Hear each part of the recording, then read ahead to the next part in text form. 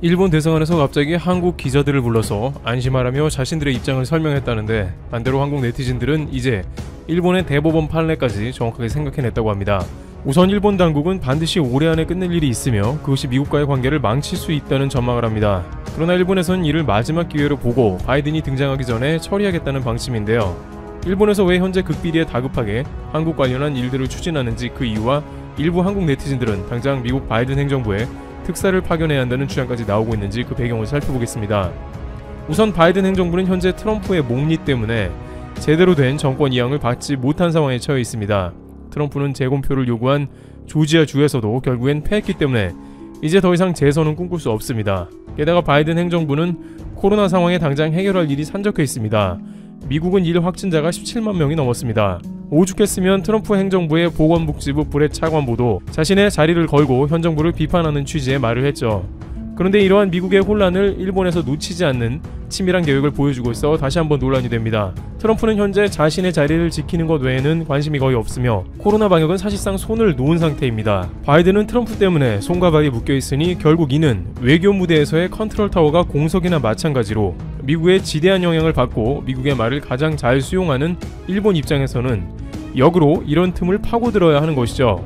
그러면서도 일본은 이 사안에 대해서 가장 큰 걸림돌인 한국의 언론사 기자들을 모아놓고 기자회견을 열었습니다. 왜냐하면 이 일을 오래전부터 가장 극렬하게 반대해오며 영향도 크게 받을 것이 한국이기 때문인데요. 주한 일본 대사관 관계자는 20일 종로구 대사관에서 기자들과 만나 한국 정부와 함께 오염수 방출 전후 과정을 검증하고 투명하게 공개할 의향에 대해 모니터링에 관심이 있으면 모든 정보를 공개하도록 돼 있다고 말했습니다. 바로 일본 정부는 현재 후쿠시마 원전 오염수를 방출하기로 연내에 결정을 마칠 것으로 전해지고 있는 것입니다. 그래서 한국의 기자단까지 불러서 모니터링을 제공할 테니 안심하라는 취지의 말을 전하고 있는 것입니다. 주한 일본 대사관에서는 주변국이 실제 모니터링에 어떻게 관여할지 구체적인 방법이 결정되지는 않았다며 한국 정부의 방침은 충분히 인식하고 있고 성실히 대응하도록 하겠다고 설명했습니다. 일본 정부는 후쿠시마 원전에서 발생한 오염수를 다핵종 제거 설비 알프스로 정화한 처리수를 원전 부지 내 탱크에 보관 중이나 2020년 여름께 탱크가 가득 찰 것으로 예상해 바다에 방류하기로 방침을 굳힌 것으로 알려졌습니다. 따라서 사실상 한국의 이러한 이야기는 사전 통보나 다름없습니다. 또한 모니터링을 제공하겠다는 이야기는 말 그대로 두리뭉실한 궤변에 가깝지 않냐는 반응도 나오고 있습니다. 최근 일본은 구남도에서 유네스코 등록 과정에 한국에는 강제징용 관련 내용을 싣겠다고 구두 약속했지만 실제로는 전혀 실행하지 않았기 때문에 비슷하게 한번 오염수를 방출해버리면 끝나는 것이지 아무런 소용이 없는 것입니다. 오염수는 방출하면 다시 주워 담을 수가 없고 고농도의 오염물질이 담겨있는 상태이기 때문에 일본의 어민들도 극렬하게 저항하면서 고위 공무원 등에게 자신 있으면 한번 마셔봐라 라면서 반대하고 있습니다. 여기서 대사관 직원이 한 말 중에 중요한 부분은 바로 바다 방류 결정 시기에 대한 부분입니다.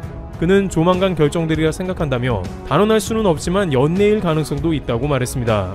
이는 바이든 행정부가 들어서 영향력을 끼치기 이전에 자신들이 미리 확정을 해서 번복 안되게 하겠다는 것이죠. 그런데 이렇게 일본에서 바이든을 의식하면서 원전 오염수 방출 시기를 연내로 결정하기로 한 이유가 있다는데요. 바이든은 트럼프와는 정반대로 친환경 정책을 구사하며 원전 관련한 사안은 정반대의 모습을 보이기 때문입니다. 혹시 이러한 점을 연계해서 한국에서 미국의 특사를 파견해 관련 사안에 대해서 논의한다면 낭패입니다.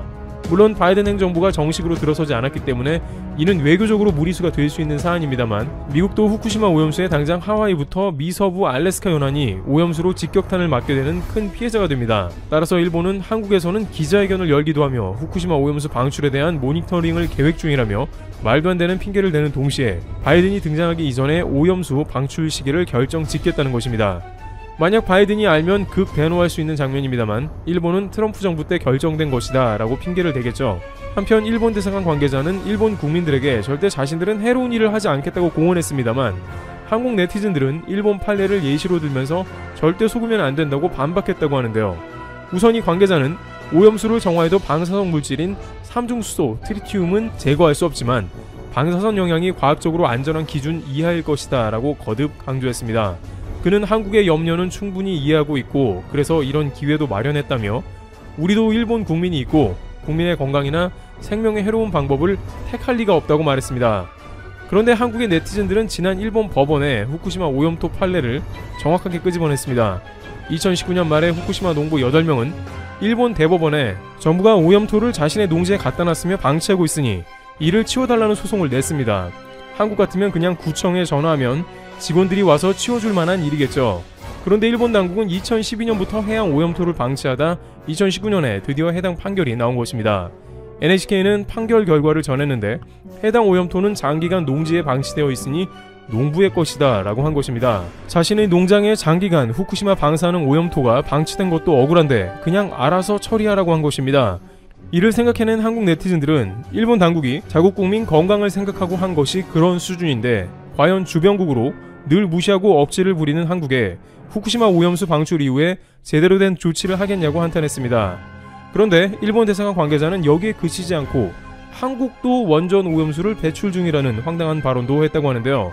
이는 방류 전 주변국 동의를 얻지 않으면 유엔 해양법 협약 등 국제법에 위반된다고 지적하자 위반되지 않는다며 국제 관행상 발전 과정에서 나오는 물은 해양 방출을 자연스럽게 하고 있다. 한국의 월성 원전에서도 해양 방출을 하고 있다고 반박했습니다. 그런데 이는 궤변에 가까운 말인데요. 정상적으로 가동되는 월성 원전에서 나오는 배출수와 대규모 방사능 누출 사고가 일어난 후쿠시마 원전에서 발생한 오염수를 단순 비교하는 것은 무리라는 지적입니다.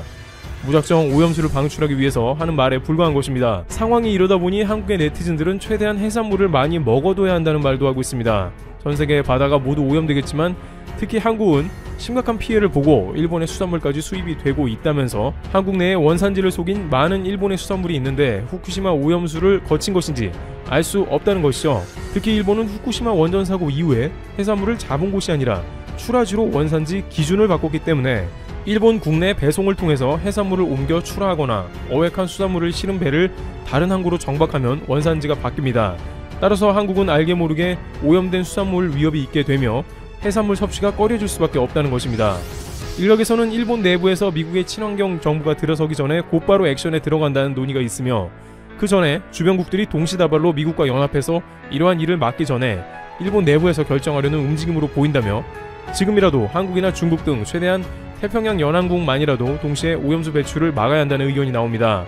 후쿠시마 오염수 배출로 직격탄을 맞을 제주의 원희룡 지사는 지난달 국회에서 열린 기자회견에서 후쿠시마 원전 오염수를 해양 방류할 경우 한일 양국 법정에 일본 정부를 상대로 소송을 제기하고 국제재판소에도 제소하겠다고 밝혔습니다. 그러면서도 태평양 주변국들이 모두 영향을 받기 때문에 모두 피해의 대상이라고 재차 강조했습니다. 가능하면 태평양 연안국들이라도 연합해서 일본의 횡포를 막아야 한다는 의견이 나오는데요. 그러나 코로나 때문에 한국은 이 사안에 대해서 거의 홀로 움직일 수밖에 없지 않냐는 의견도 나옵니다. 또한 중국은 현재 미국의 중국 고립 정책으로 인해서 당장 우군 만들기가 시급하고 실제 왕이 외교부장은 다음 주에 일본에 가서 스가 총리 등을 만날 계획이며 그 이후에 한국에 와서 시진핑 주석 연내 방안을 논할 것입니다. 게다가 유럽 등지에서도 각국이 코로나로 인해서 전혀 다른 사안에 대해서 신경 쓸 수 없는 상황이기도 하죠.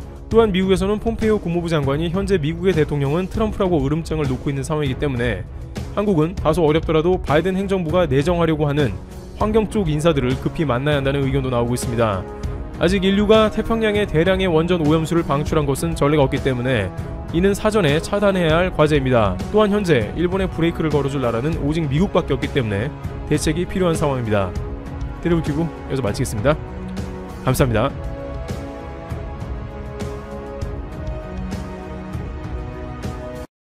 세계의 구도가 새롭게 재편되고 있습니다. 세계의 평화보다는 자국의 신뢰를 내세우는 외교가 중심이 되면서 군사력이 더욱 강조되고 있죠. 현재 미국은 돈을 내지 않으면 미군을 철수하겠다며 동맹국을 협박하고 있습니다. 실제로 독일에서는 주둔 미군의 대대적인 감축이 결정되었습니다. 한국은 상황이 더 복잡합니다. 사실상 미중 신냉전에 개입되어 있고 북한의 핵 위협도 계속되고 있으니까요. 결국 대한민국 정부는 동북아에서 벌어지고 있는 군비 경쟁에 본격적으로 뛰어들려고 합니다. 강한 나라를 만들어야 한다고 결정한 것입니다. 지난 10일 국방부는 2021-2025년 국방중기계획을 발표했습니다. 계획의 핵심은 우리 군을 북한과 한반도를 넘어 중국, 일본 등 주변국을 견제하는 전력으로 키우는 것입니다. 국방부는 앞으로 5년간 300조 7천억 원의 국방 예산을 투입하겠다고 밝혔습니다.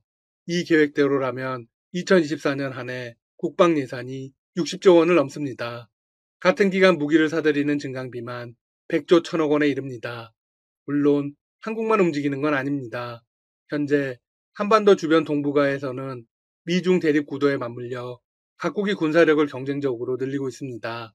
미국은 2021년 회계연도에 동북아에만 36억 달러, 우리 돈 약 4조 2천억 원을 투자한다고 밝혔습니다. 중국은 코로나 사태로 인한 경제 위기 상황에도 올해 국방 예산이 지난해보다 6.6% 늘어났습니다. 1조 2,860억 위안, 우리 돈 약 210조 원입니다. 일본은 적의 공격에 앞서 적기지를 선제 타격하는 탄도미사일 도입을 적극적으로 검토 중입니다. 태평양에 인접한 호주도 10년간 2,700억 달러, 우리 돈 약 230조 원의 국방비를 집행할 계획입니다. 동북아의 상황이 심상치 않습니다. 이번 계획에서 국방부가 꺼낸 핵심 카드는 단열 항공모함과 핵추진 잠수함 도입입니다. 또한 이지스함과 미사일 전력도 대폭 늘린다는 방침을 세웠습니다. 우선 항공모함 도입 사업은 내년인 2021년부터 본격적으로 추진됩니다. 항공모함은 바다 위를 떠다니는 공군기지입니다. 항공모함의 핵심 기능은 바다에서 전투기를 날려보내는 것입니다. 이 때문에 2차 세계대전 이후 해전의 주축이 되었습니다. 해군력의 평가 기준이 사실상 항공모함의 보유 여부로 결정되죠. 2차 세계대전 이전까지 세계 각국은 전함이라고 불리는 배를 만드는데 주력했습니다. 전함에 탑재한 포를 이용해 적을 공격한 것입니다. 하지만 비행기가 처음으로 전쟁에 등장한 뒤 공군력의 중요성이 강조되기 시작했습니다. 이후 전함보다 항공모함이 해전의 중심으로 떠올랐죠. 전함은 아무리 성능이 뛰어나도 수십 킬로 거리의 적만을 공격할 수 있습니다. 반면 전투기는 그보다 수십 배 이상 날아가 적을 타격할 수 있습니다. 하지만 문제가 있습니다. 전투기가 멀리 날아가기 위해서는 급유의 문제를 해결해야 했죠. 그러다 보니 전투기도 기지를 중심으로 해서 이동 가능한 반경이 정해지게 되었습니다. 이를 단번에 해결한 것이 바로 항공모함입니다. 급유기지 자체를 이동 가능하도록 만든 것이니까요. 2차 세계대전의 일부인 태평양 전쟁 이후 항공모함의 중요성은 극대화됩니다. 특히 미드웨이 해전에서는 전투의 승패가 항공모함에 의해 결정났습니다. 다만 항공모함은 공격 능력을 갖추지 못했습니다. 미국을 포함한 주요 국가들이 항공모함에 요격 무기를 설치하려고 시도했죠. 하지만 그럴 경우 실제 역할에 큰 문제가 생겼습니다. 이도저도 아니게 된 것이죠. 결국 항공모함은 순수하게 전투기만 싣고 다른 배들을 통해서 항공모함을 호위하도록 했습니다. 그렇게 탄생한 것이 이지스함입니다. 이지스함과 핵잠수함이 항공모함과 함께 이동하면서 미사일을 요격하고 호위를 하게 됩니다. 한국형 항공모함은 3만 톤급입니다. 수직 이착륙 스텔스 전투기인 F-35B를 태우고 병력, 장비, 물자 수송 능력도 갖출 예정입니다. 항공모함을 설계하기 위해 공군의 차세대 전투기 2차 사업은 수직 이착륙기인 F-35B 20대를 사오기로 했습니다. 3차 사업으로 F-35A 20대를 더 구매하는 방향으로 갈 것이라고 합니다. 또한 국방부는 항공모함 호위를 위해 이지스 구축함을 3척에서 6척으로 늘리고 한국형 이지스라고 불리는 6,000톤급 차기 구축함 6척을 확보할 계획입니다. 여기서 끝이 아닙니다. 국방부는 잠수함에 대해서도 대대적인 투자를 단행할 계획입니다. 3,000톤급 잠수함인 장보고3에 이어 3,600톤급과 4,000톤급 잠수함을 건조할 예정입니다. 4,000톤의 추진 방식은 원자력이라는 게 해군 내부의 중론입니다. 즉, 핵 잠수함이라는 의미죠. 군의 핵심 관계자는 이렇게 말했습니다. 프랑스의 4,700톤급 잠수함인 바라쿠다급을 모델로 개발하고 있다. 20% 정도의 전홍축 우라늄을 사용하는 국산 소형 원자로를 싣는다면 40년간 연료 교체가 필요 없는 핵잠수함을 건조할 수 있다.